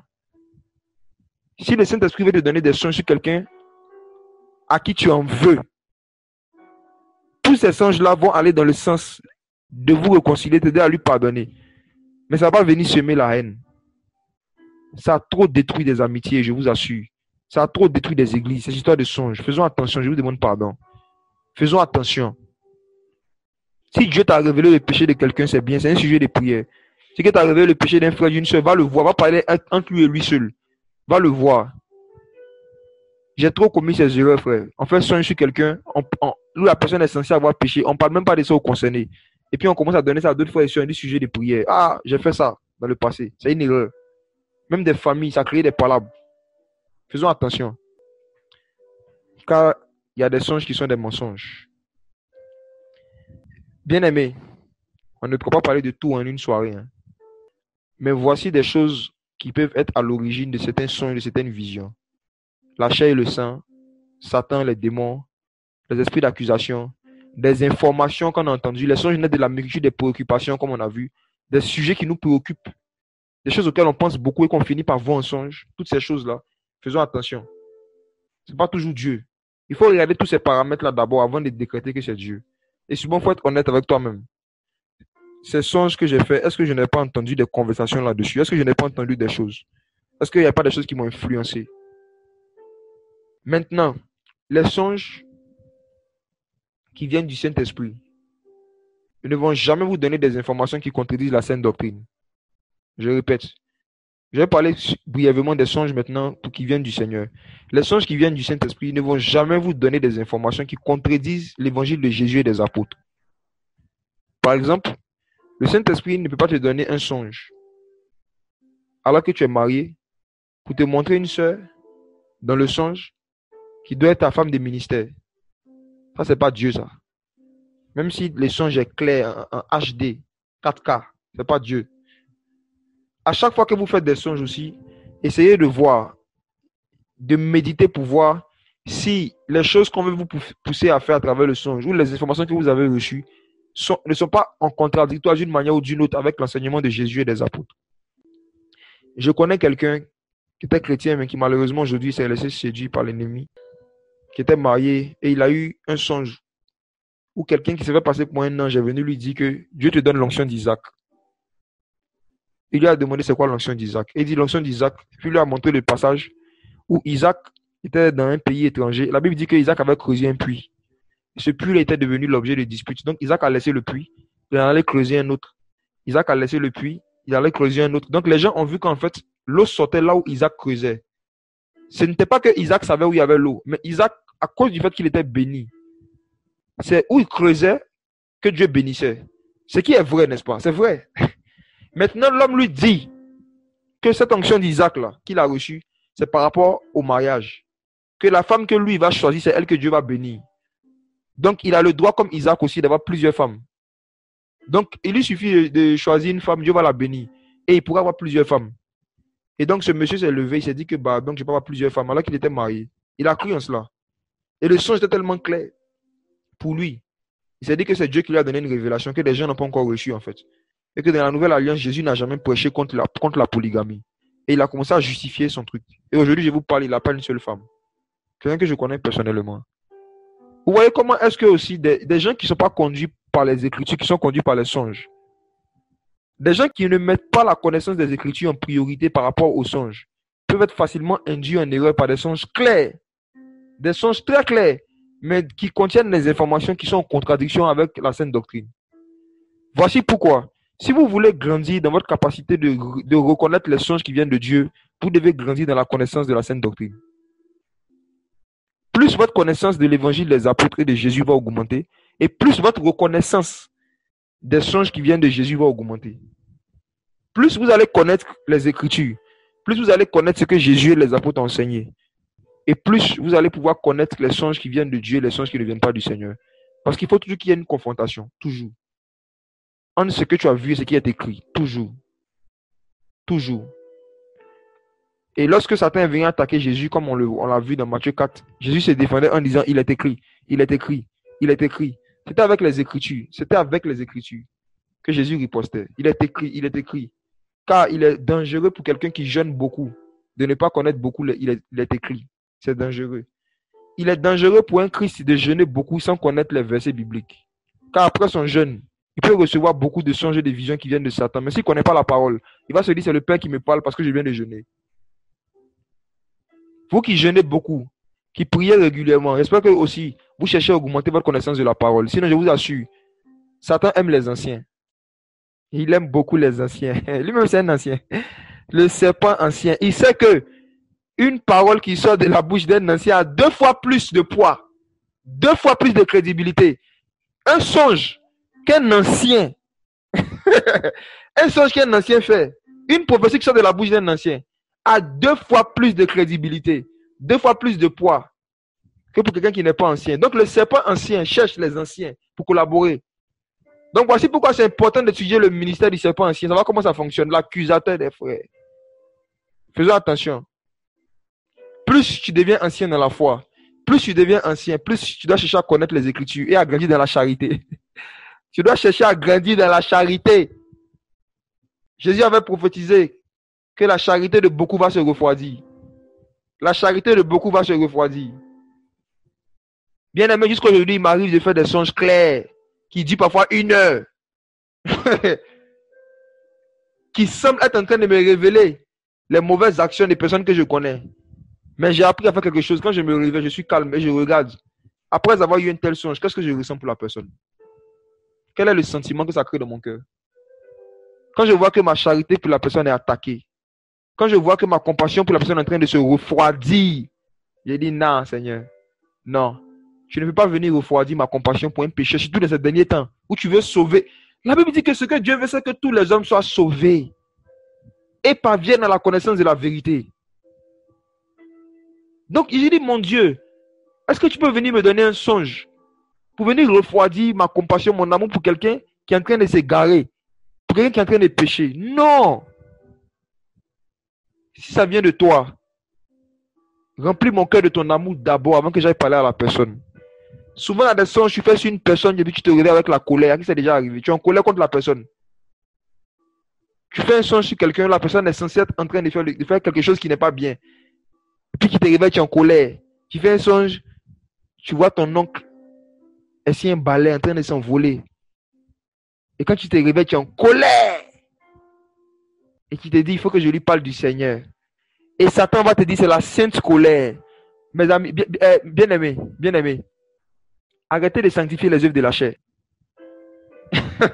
Arrêtons de sanctifier les œuvres de la chair. Lisons Galates 5, verset 17. Il y a la sainte colère. Après, il y a la sainte impudicité.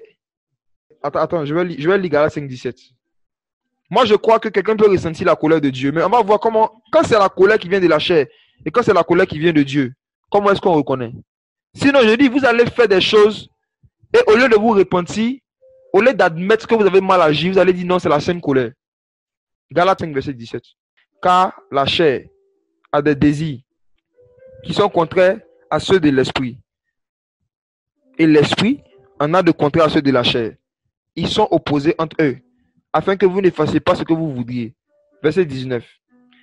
Car les œuvres de la chair sont évidentes. Ce sont l'adultère, l'impudicité, l'impureté, la luxure sans bride, l'idolâtrie, la sorcellerie, les inimitiés, les querelles, les jalousies, l'esprit de parti, les divisions, les sectes, les envies, les meurtres, l'ivrognerie, les orgies, les choses semblables à celles-là, et au sujet desquelles je vous prédis que, je vous l'ai déjà dit, que ceux qui commettent de telles choses n'hériteront pas le royaume de Dieu. Bien-aimés, le fait de ressentir la colère pour un motif qui n'est pas bibliquement fondé, c'est une œuvre de la chair. C'est une manifestation de la chair. Le fait de ressentir de la colère parce que quelqu'un a péché, bien-aimé, le fait que toi tu es fâché parce que quelqu'un a péché, c'est une œuvre de la chair. Il peut arriver que Dieu soit en colère contre le péché de quelqu'un. Il peut arriver que Dieu soit en colère contre le péché de quelqu'un et il te fait ressentir ça dans ton esprit, pas dans ta chair.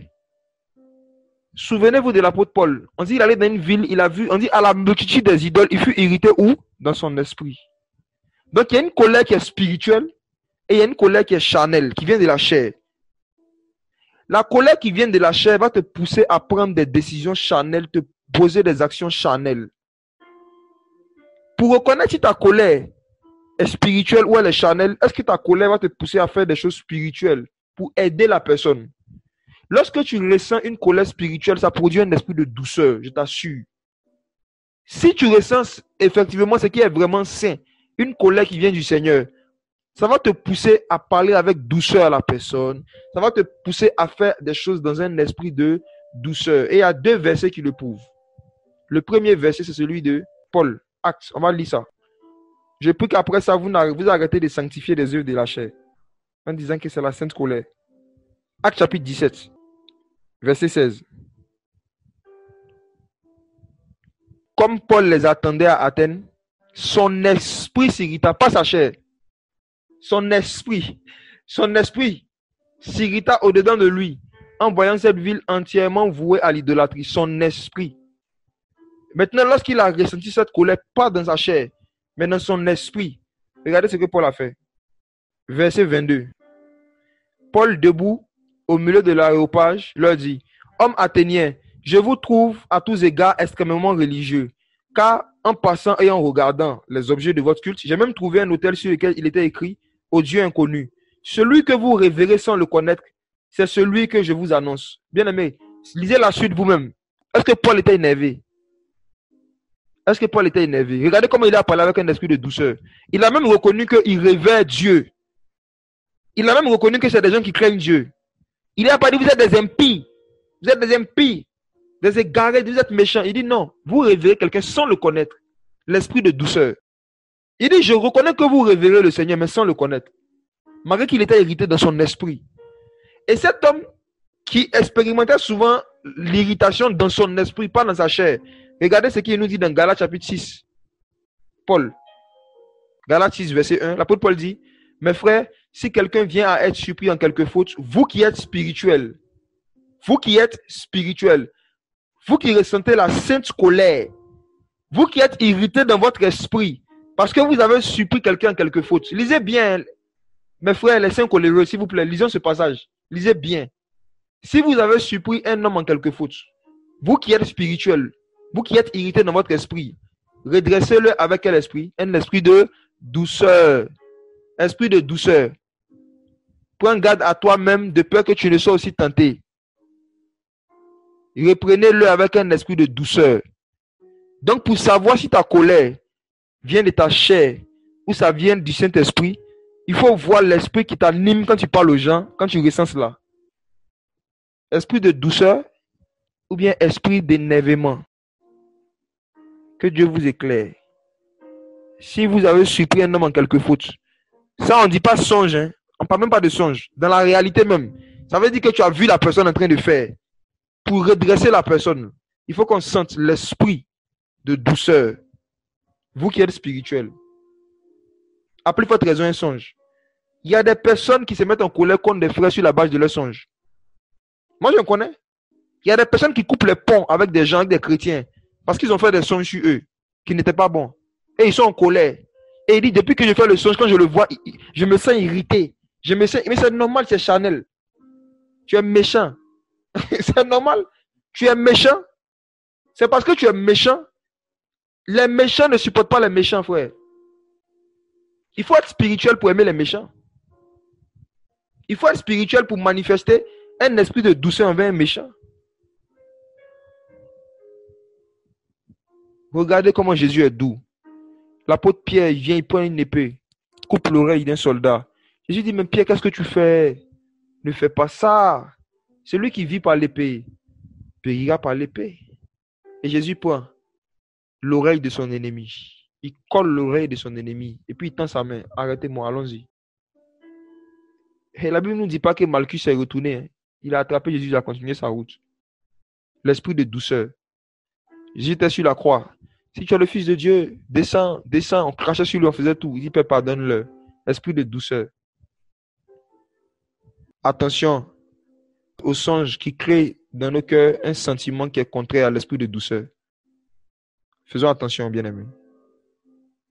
Plus je grandis spirituellement, et plus je comprends que je n'ai pas le droit de me mettre en colère contre un pécheur, parce qu'il a péché. Dieu seul a ce droit-là.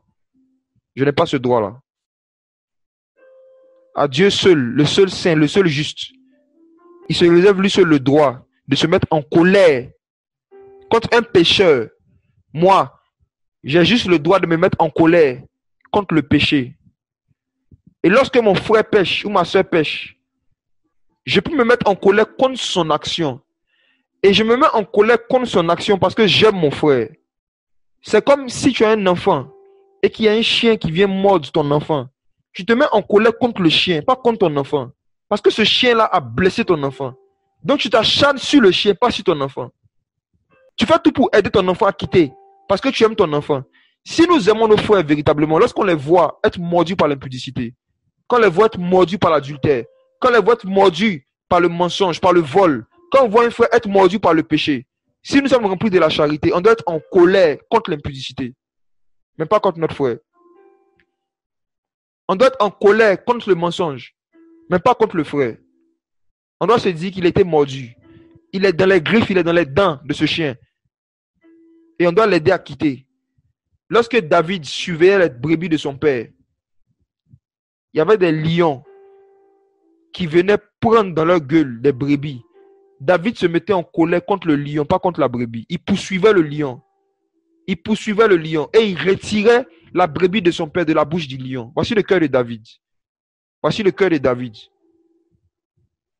À chaque fois que vous avez connu quelqu'un qui craignait Dieu et que vous le voyez aujourd'hui en train de patauger dans le péché, en train de faire des bêtises, c'est qu'il a été mordu par notre ennemi qu'on a en commun. Il a été mordu par le lion dévorant qui cherche qui dévorer. Le diable rôde comme un lion rugissant cherchant qui dévorer. Et si par mégarde, un de nos frères n'a pas veillé, une de nos sœurs n'a pas veillé, et que le lion est en train de le dévorer, quelle réaction on doit avoir en tant que des David? David signifie en hébreu bien-aimé. Bien-aimé. C'est ce que ça signifie, bien-aimé.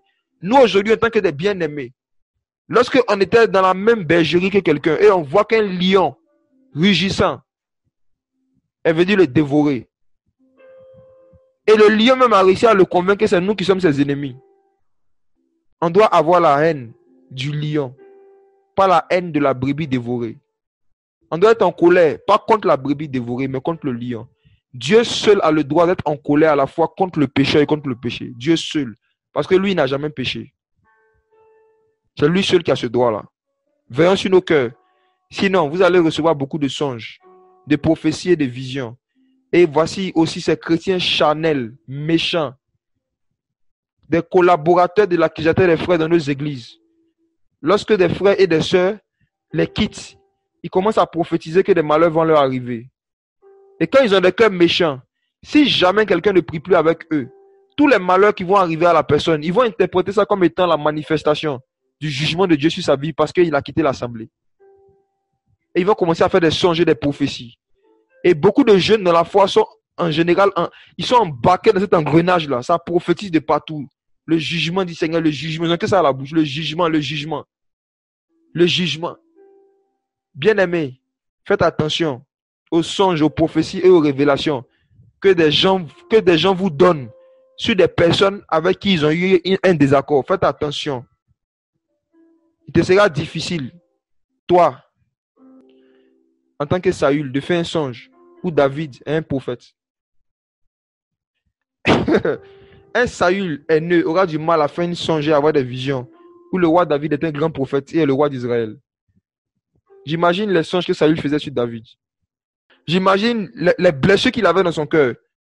Ce qu'il avait dans son cœur, la haine qu'il avait dans son cœur, la jalousie.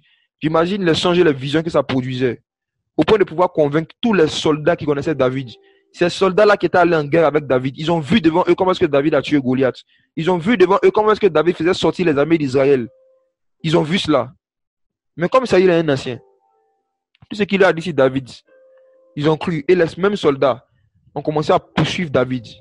Mais à leur grande surprise, ils sont venus trouver David dans une atmosphère d'adoration, dans une atmosphère de l'esprit de prophétie. Une intensité inhabituelle de l'esprit de prophétie. On dit quand ils voulaient le capturer, eux-mêmes, il s'est mis à prophétiser. Ma prière après ce message, c'est que toutes les personnes que le Seigneur n'a pas envoyées vers vous pour vous briser, mais que le diable envoie vers vous pour vous accuser, plus il se rapproche de vous, plus il prophétise. Que ma prière, c'est que l'expérience que les soldats de Saül ont vécue, que vos adversaires vivent ça, que plus ils se rapprochent de vous, plus l'onction de prophétie les contamine. Et qu'ils commencent à prophétiser le contraire de ce qu'ils étaient venus dire à la base. Que le Seigneur permette que l'esprit de prophétie change les paroles des gens. Que le Seigneur permette que l'esprit de prophétie soit votre partage. Demeurez dans la prière, dans l'adoration. La Bible dit que David était venu, il marchait avec une troupe de prophètes. Il était avec eux. Il n'était pas distrait. Il savait que les soldats arrivent. Samuel dit, on ne va pas interrompre la prière. Prions seulement, prophétisons. Prophétisons seulement. On dit des soldats arrivent, viennent capturer David. Samuel dit, ce n'est pas un problème. Ce n'est pas un problème. L'ange de Yahweh campe autour de ceux qui le craignent. Et il les arrache du danger. Craignez Dieu seulement. Et veillez sur vos songes. Étudiez beaucoup les Écritures. Ne croyez pas que tout ce que vous voyez la nuit vient de Dieu. J'espère que ces petits éléments qu'on a donnés vont vous servir d'éléments de discernement. On peut parler de beaucoup d'autres choses, mais on va s'arrêter là. Donc, j'aimerais compris qu'on demande au Seigneur de nous aider à grandir dans le discernement de l'origine de nos songes. Qu'il nous apprenne à discerner aussi l'origine des songes des autres. Qu'on rejette toute prophétie ou tout songe qui vient semer dans nos cœurs un sentiment qui n'était pas en Jésus-Christ. La haine, la suspicion, le mépris pour les autres. Que le Seigneur nous délivre de toute forme de songe que nous avons reçu nous-mêmes, que nous avons fait, qui venait de la chair ou qui venait de l'ennemi, et qui a semé dans nos cœurs en fait des sentiments qui n'ont rien à voir avec la charité, qui n'ont rien à voir avec l'amour de Dieu. Prions le Seigneur.